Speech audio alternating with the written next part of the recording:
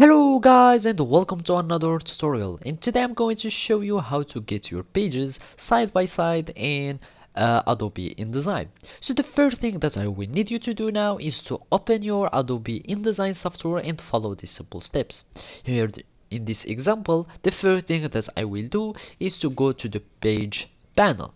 If you do not have the pages panel, all you can do now is to go to the window menu and search for pages.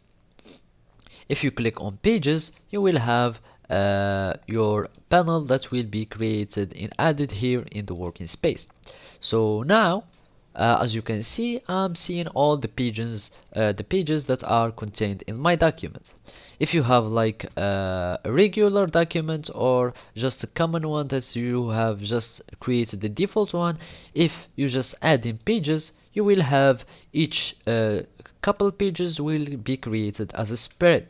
A spread is a group of pages. So as you can see now, I have my each two pages are created as a spread.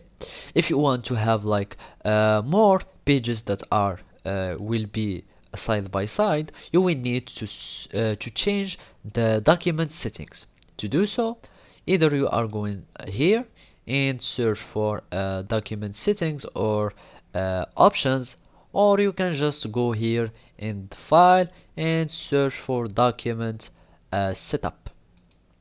Now we are going to remove the facing page and clicking on OK, and now we have all the pages now are isolated. And with this method you can add each page to another, but first you will need to click on the 3 points or the 3 lines icon and check out the allow documents pages to shuffle. Now I'm going to add my pages however I want, and now you can create settings, I mean spreads. You can create spreads that contains as many pages as you want. As you can see now, I'm adding too many pages in only one spread, and now I'm having my pages that are created or that are getting side by side. So this is how you can do it in Adobe InDesign.